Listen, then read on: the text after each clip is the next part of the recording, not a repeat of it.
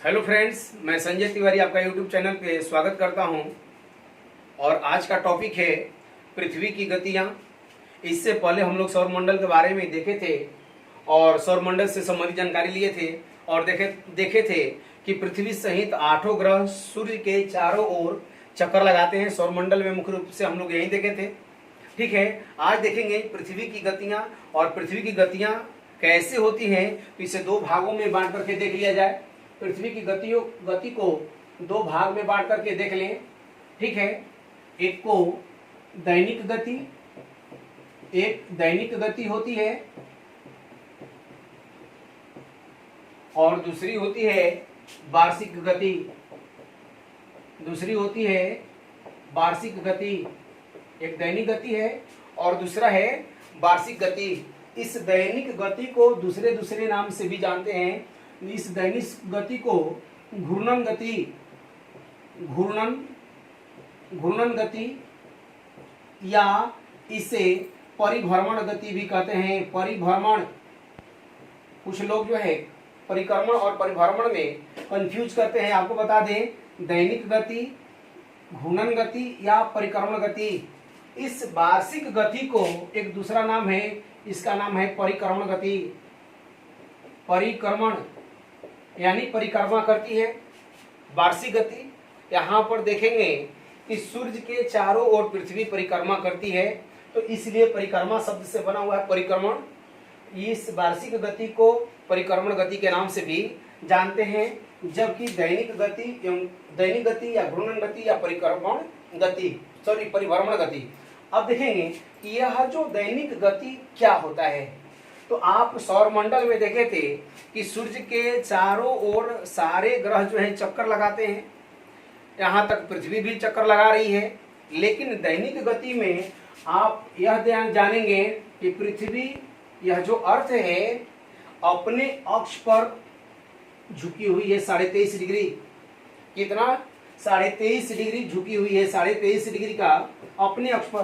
देखेंगे यह कैसे झुकी हुई है, यह मान लें।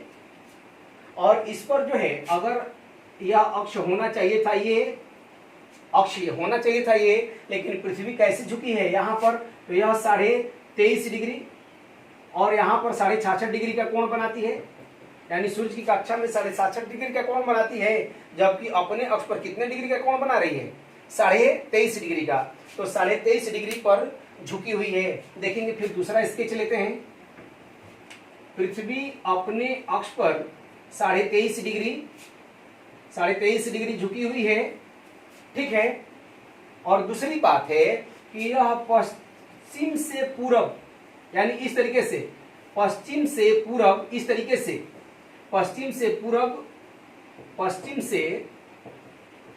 पश्चिम से पूरब जो है, पूरब गति कर रही है, रोटेशन कर रही है, घूम रही है। और घूमने के गति को ही दैनिक गति कहते हैं। पृथ्वी अपने अक्ष पर सूर्य के परितः तो घूमती है। यहाँ वार्षिक गति में इस बात को हम लोग देखेंगे। लेकिन पृथ्वी अपने अक्ष पर 23.5 डिग्री झुकी है और अपने अक्ष पर लट्टू की भांति, ऐसे कहें जैसे हम लोग लट्टू नचाते हैं या नचाए होंगे बचपन में, तो लट्टू की भांति अपने अक्ष पर गति करती है।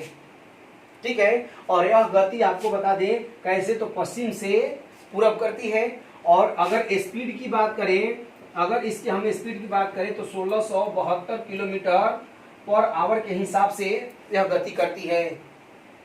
ठीक है, और अपने अक्ष पर झुकी हुई है, जिसके कारण दिन रात होते हैं। क्या होता है? तो दिन रात या डे नाइट होता है जी। डे नाइट की घटना होती है।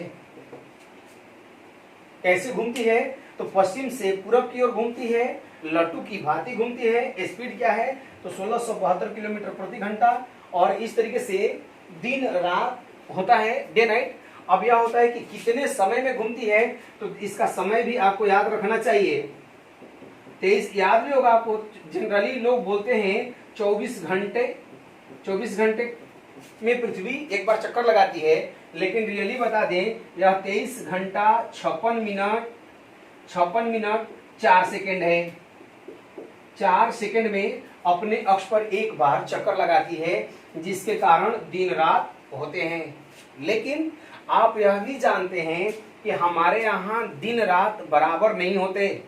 आप यह भी जानते होंगे कि हमारे यहाँ दिन रात बराबर नहीं होते। हम देखेंगे कि अगर थोड़ा सा यहाँ पर थोड़ा सा आगे बढ़ते हैं, इसको मान लें कि यह रेखा विषुवत रेखा है 0 डिग्री अक्षांश से, और इसको मान लें 23.5 डिग्री कर्क रेखा। यह कर्क रेखा जानना है आगे, कर्क रेखा, और इसको 23.5 डिग्री दक्षिण में इसको बोलते हैं मकर रेखा। यह मकर रेखा है, यह भी 23.5 डिग्री है, लेकिन यह साउथ में है और यह नॉर्थ में है। ठीक है, तो हम देखते हैं कि हमारे यहाँ आप देखते होंगे कि हमारे यहाँ सितंबर के बाद मार्च के बाद मार्च से लेकर के सितंबर तक, मार्च, अप्रैल, मई, जून, जुलाई, अगस्त, सितंबर, इस सितंबर तक इधर जो उत्तरी गोलार्ध में, यानी इधर पृथ्वी के इस साइड में दिन की जो लंबाई है ज्यादा होती है। खास करके आप मार्च अप्रैल मई में देखे होंगे, आप मार्च अप्रैल मई जून तक देखते होंगे कि दिन में लोग एक बार सोते भी हैं, क्योंकि दिन की लंबाई बड़ी होती है। ठीक है, और उस स्थिति में जब सूर्य उत्तरायण है तब की बात है, उत्तरी गोलार्ध में दिन की लंबाई बड़ी होती है, जबकि सूर्य जब दक्षिणायन होते हैं, यानी सितंबर के बाद अक्टूबर, नवंबर, दिसंबर, जनवरी, फरवरी, तो हमारे यहाँ देखेंगे उत्तरी गोलार्ध में दिन की लंबाई, यानी जाड़े के दिनों में हमारे यहाँ दिन की लंबाई कम होती है। आप देखते हैं कि सूरज निकला तुरंत इधर डूब गया। हमारे यहाँ जो धान की खेती वाले लोग हैं, उनको लगता है कि कितना जल्दी सूर्यास्त हो गया, या सूर्योदय हो गया, सूर्यास्त भी हो गया। तो इस तरीके से पृथ्वी पर दिन रात जो है बराबर नहीं होते, जैसा कि हम लोग देखते हैं। तो कारण है कि पृथ्वी अपने अक्ष पर झुकी हुई है। अगर यह पृथ्वी अपने अक्ष पर नहीं झुकी होती तो आपको बता दें हमारे यहाँ दिन रात हमेशा बराबर होते।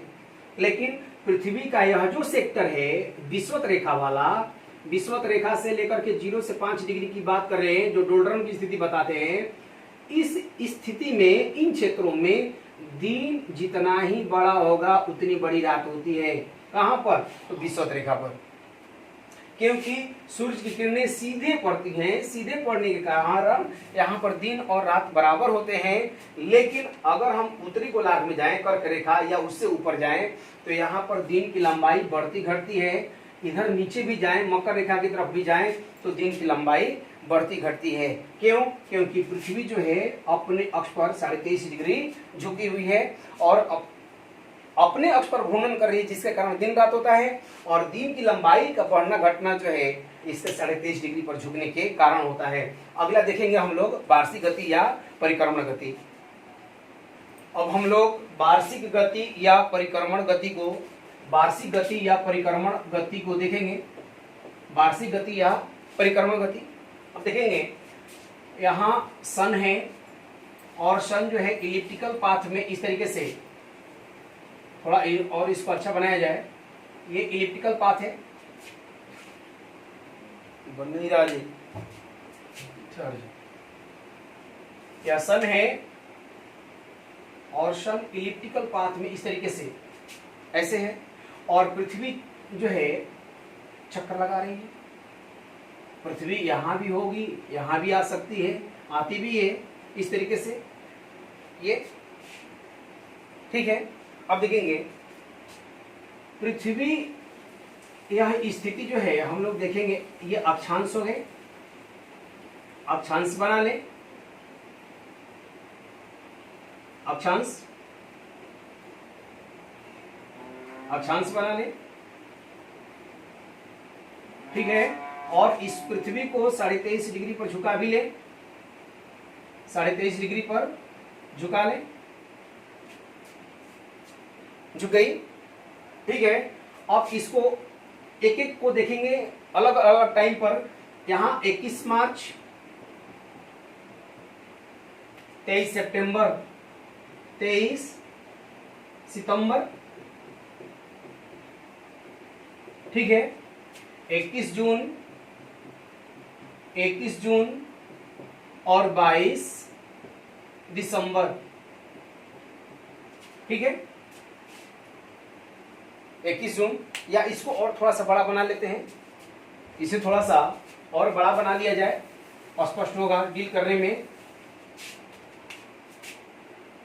यहां सन है और सन के परितः जो है इस तरीके से पृथ्वी इलेक्ट्रिकल पाथ में चक्कर लगा रही है। यहां पृथ्वी की स्थिति, यहां पर पृथ्वी की स्थिति और यहां पर पृथ्वी की स्थिति, ठीक है। देखेंगे पृथ्वी पर आप जानते हैं यह विषुवत रेखा है और विषुवत रेखा से उत्तरी गोलार्ध, यह दक्षिणी गोलार्ध, यानी उत्तरी अक्षांश दक्षिणी अक्षांश, यह विषुवत रेखा, उत्तरी अक्षांश दक्षिणी अक्षांश, विषुवत रेखा उत्तरी अक्षांश दक्षिणी अक्षांश, विषुवत रेखा है उत्तरी अक्षांश से दक्षिणी अक्षांश से। और हम जानते हैं कि पृथ्वी 23.5 डिग्री पर अपने अक्ष पर झुकी हुई है। झुका दे, 23.5 डिग्री पर पृथ्वी झुकी हुई है, झुका दी, 23.5 डिग्री पर झुकी हुई है। अब देखेंगे अलग अलग समय में यानी अलग अलग महीनों में इनकी स्थिति क्या है। तो 21 मार्च की स्थिति, तो 23 सितंबर, 23 सितंबर का दे, 23 सितंबर, ठीक है, 21 जून और 22, ये 22 दिसंबर, 22 दिसंबर, ठीक है। अब देखेंगे कि अलग अलग टाइम पर क्या क्या स्थिति बन रही है। हमने कहा कि पृथ्वी वार्षिक गति करती है, तो बीच में सन है और सन के किनारे किनारे पृथ्वी घूम रही है। और वार्षिक गति के कारण हम जानते हैं कि हमारे यहाँ ऋतु परिवर्तन होते हैं। ऋतु परिवर्तन जैसे मुख्य रूप से हमारे यहाँ 3 ऋतुएं हैं, जाड़ा, गर्मी, बरसात। एक और भी ऋतु मान लें तो बसंत ऋतु, एक और ऋतु मान तो शरद ऋतु भी कह सकते हैं इसको, ठीक है, उसको एटुमन बोलते हैं अंग्रेजी में। तो ऋतु परिवर्तन या सीजनल चेंज जो है पृथ्वी के वार्षिक या परिक्रमण गति के कारण होता है, ठीक है। और यह जो ऋतु परिवर्तन है, जाड़ा, गर्मी, बरसात, बसंत ऋतु को मान लें और शरद ऋतु मान लें, ठीक है, लेकिन मुख्यतः जाड़ा, गर्मी और बरसात। अब देखेंगे 21 जून से हम लोग भली भांति परिचित हैं। 21 जून उत्तरी गोलार्ध में सूर्य की किरणें इस तरीके से पड़ रही हैं। यह उत्तरी गोलार्ध होता है, विषुवत रेखा के ऊपर वाला उत्तरी गोलार्ध। और 21 जून को जब सूर्य की किरणें पड़ती हैं, इसलिए मैंने चुना कि यहाँ पर आप देखेंगे कि इस स्थिति को हम लोग भली भांति जानते हैं। और गर्मी के दिनों या जून में, मई में, जून में हम लोग दोपहर में आराम करते हैं, सोते हैं। इसके बाद जब शाम हो जाती है तब घर से बाहर निकलते हैं। तो 21 जून को सूर्य की किरणें उत्तरी अक्षांशों पर लंबवत पड़ती है, या 23.5 डिग्री कहें, अगर इसको मान लें 23.5 डिग्री उत्तरी अक्षांश या कर्क रेखा पर लंबवत पड़ती है, जिसके कारण इस उत्तरी गोलार्ध में दिन की लंबाई क्या होती है, तो बढ़ जाती है, यानी दिन बड़ा होता है। 21 जून को हमारे यहाँ उत्तरी गोलार्ध में ऐसे भी देखेंगे, ऐसे, तो यह उत्तरी गोलार्ध में दिन की लंबाई क्या होती है, बढ़ जाती है, यानी उत्तरी गोलार्ध में दिन की लंबाई बढ़ जाती है। कब, तो 21 जून। और 21 जून मैक्सिमम होता है, ठीक है। लेकिन जस्ट वहीं जब सूर्य यहाँ चमकता है इधर, तो इन क्षेत्रों में सूर्य की किरणें नहीं पड़ती हैं, जिसके कारण 21 जून तो यहाँ दिन की लंबाई बढ़ जाती है और दिन सबसे बड़ा होता है। 21 जून को उत्तरी गोलार्ध में दिन सबसे बड़ा होता है, लेकिन वहीं दक्षिणी गोलार्ध में दिन सबसे छोटा होता है। दिन सबसे छोटा होगा उत्तरी गोलार्ध में। यहाँ आएंगे, यहाँ पर देखेंगे तो ये दक्षिणी गोलार्ध में दिन की लंबाई कम होगी, दिन की लंबाई कम होगी। और 21 जून को दिन जो है सबसे छोटा होगा। क्या होगा, सबसे छोटा होगा। जबकि उत्तरी गोलार्ध में दिन की लंबाई बढ़ेगी, दिन की लंबाई तो यही से 21 मार्च से ही बढ़ती जा रही है। 21 मार्च से ही आप सो रहे होंगे, आप देखते होंगे कि दोपहर में लोग आराम करते हैं, तो बढ़ती है, लेकिन दिन की लंबाई यह मैक्सिमम हो जाती है। ठीक है, अब आते हैं 22 दिसंबर को, एक एक करके देख लें। तो 22 दिसंबर की स्थिति में दक्षिणी गोलार्ध या विषुवत रेखा है, और विषुवत रेखा के कारण दक्षिणी गोलार्ध में सूर्य की किरणें जो है ज्यादा पड़ती हैं या लंबवत पड़ती हैं, और लंबवत पड़ने के कारण दक्षिणी गोलार्ध में दिन की लंबाई बढ़ जाती है, दिन की लंबाई बढ़ जाती है। और 22 दिसंबर को दक्षिणी गोलार्ध में सबसे बड़ा दिन होता है, सबसे बड़ा दिन होता है, जबकि उत्तरी गोलार्ध में इन क्षेत्रों में जाएंगे, इन क्षेत्रों में तो दिन की लंबाई कम होती है, और 22 दिसंबर को सबसे छोटा दिन होता है।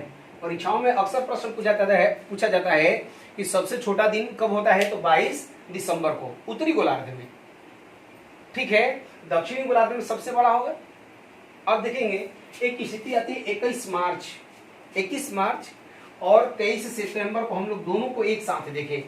21 मार्च, इसको हटा देते हैं, 21 मार्च और 23 सितंबर, 21 मार्च प्लस 23 सितंबर,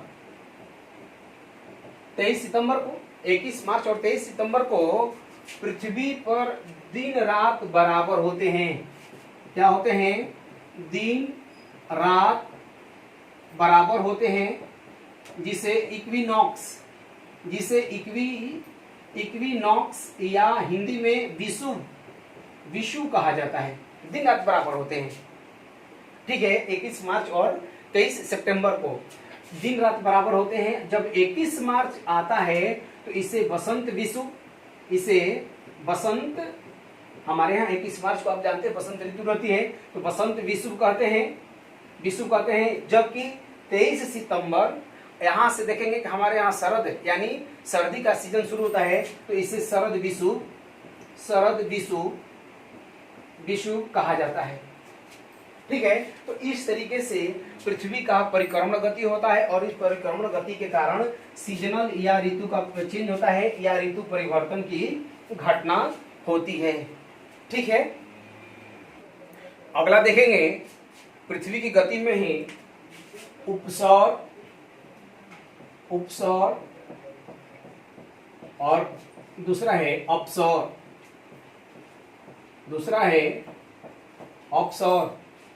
इसको बोलते हैं पेरीहेलियन,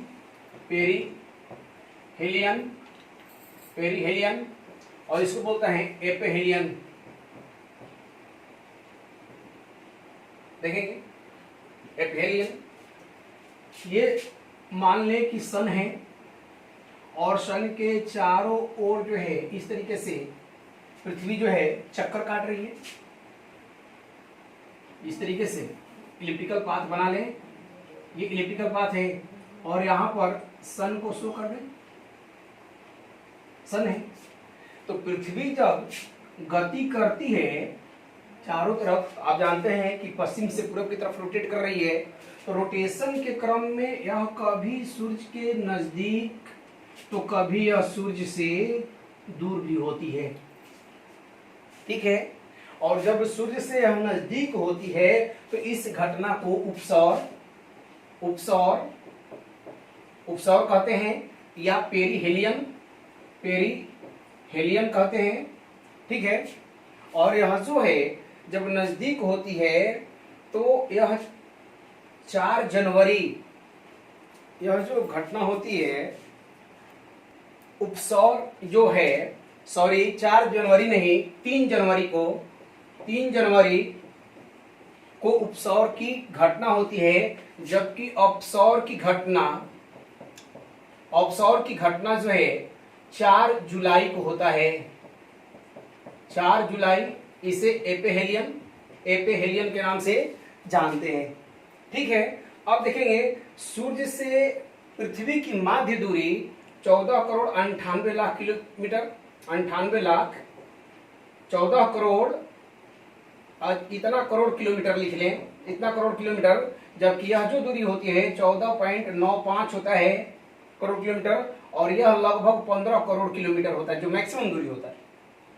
तो निश्चित रूप से उपसौर जो पेरीहेलियन है, ऐसे देखेंगे पेरी का मतलब ये होता है नियर, नियर, और हेलियोस हेलियन जो है हेलियोस पेरी प्लस हेलियन से बना है। हेलियोस का मतलब होता है सन, यानी सन के नजदीक, पेरिहिलियन।